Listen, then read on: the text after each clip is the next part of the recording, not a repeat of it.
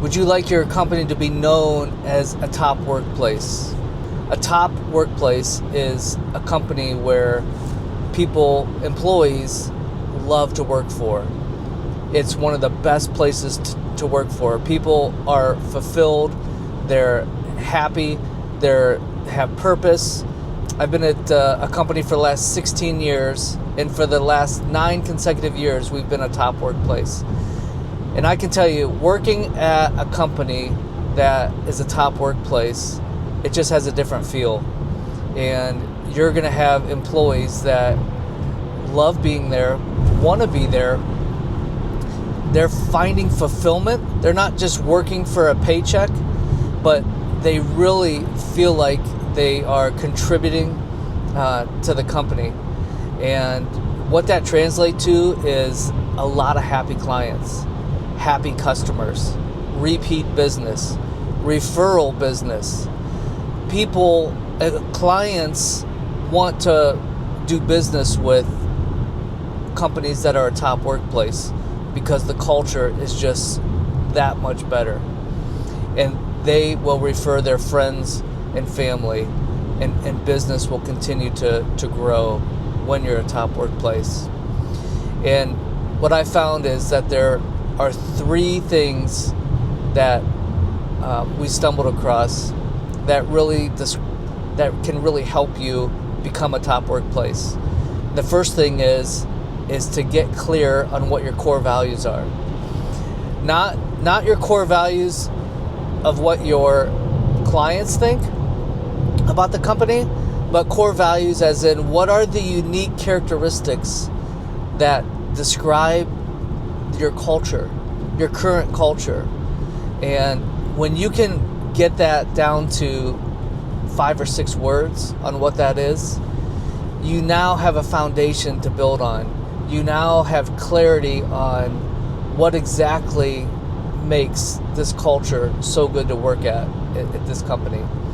And then you can start looking for those characteristics when you're hiring people. And then you have a framework of how to reward people and how to fire people and how to review people. But it all stems from core values, 5 to 6 words that really describe and articulate your unique culture at your company. The second thing about being a top workplace that we found is everyone has a scorecard. All the employees have a scorecard. And what a scorecard is, it's a document that lists 4 things. The first thing it lists is the purpose for the position. What is the purpose for if you're going to hire somebody, you want to have a scorecard, and the first thing it has, what is the purpose of that position that you're hiring for?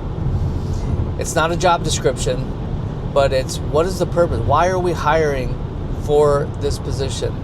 What's the purpose? And if you can write the purpose down where it's 1 to 2 sentences, that will bring clarity specifically on that position. So you have a mission, a mission or purpose statement for that position. The second thing is you have a list. You list down 5 to 8 tasks or competencies that this position requires, or that this position will be doing on a regular basis. What are the 5 to 8 things this person will need to do for this position? You write that down. The third part is you write down the outcomes for those tasks or competencies. Outcomes are simply, if I do this task, the outcome shows what is the result of that task being done correctly. So for each task that this job this job requires, or that person will be doing, let's say there's 5 tasks, 5 competencies for this specific job. For each of those competencies, there's a corresponding outcome. And you write down what is the outcome when they do each task. What does a job done well, when that job is done right, when that task is done right, what does that look like? Why this is important is because this brings clarity for the person that is doing that job. They're going to know exactly what doing it correctly looks like. And it also brings clarity to their manager or their boss as to if the job is getting done correctly. There's no confusion. So the person knows what they need to do, and they know what the outcome or what the result looks like when it's done correctly. And then the last part of the scorecard are behavioral traits. You need to list 8 to 12 behavioral traits that this person needs to have for this position. And when you have all this done, you have the mission or the purpose statement done, you have the competencies listed out, the 5 to 8 things this position is going to do. When you have the outcomes that represent the results of doing a job well done listed out, and then you have the behavioral traits all listed out on what kind of behaviors this position requires. You're going to have, and you're going to now know exactly the right person to hire when you start interviewing. And interviewing is the next best part. It's the last part of really becoming a top workplace. Having a hiring system that is built around identifying these traits will, number one, it'll save you a bunch of time. You won't be wasting your time with the wrong people. You won't be hoping that they're going to work out when you're hiring and interviewing people. But there's a very simple hiring process that the top workplace, being a top workplace, has. And what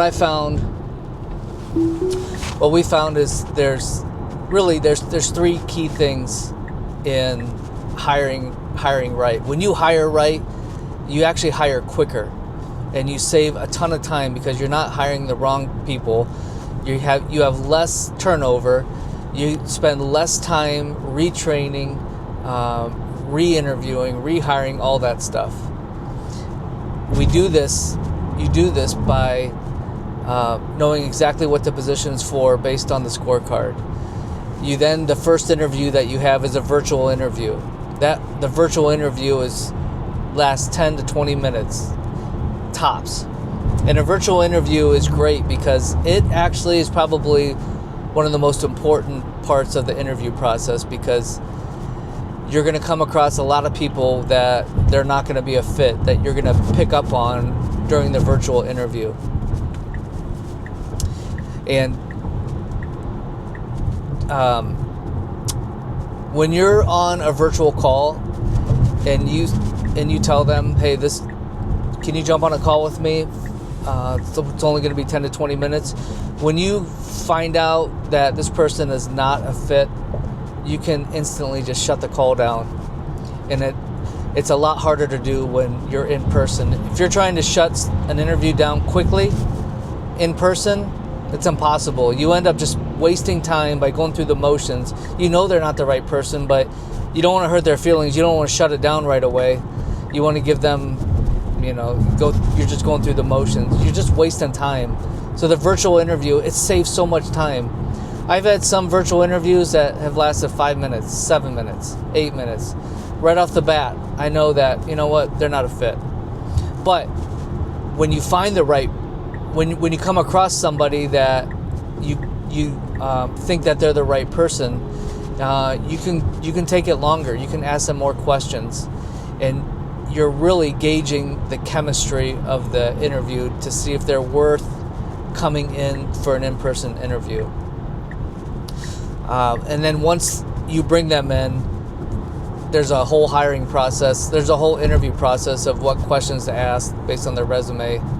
But anyway, the top workplace, you could become a top workplace this year by implementing these 3 things: identifying your core values, having a scorecard for each employee, and then using this hiring system, this way of interviewing, to find and identify candidates quicker, and that'll save you a lot of time by doing it. You'll be finding the right people much quicker than maybe what you're already doing.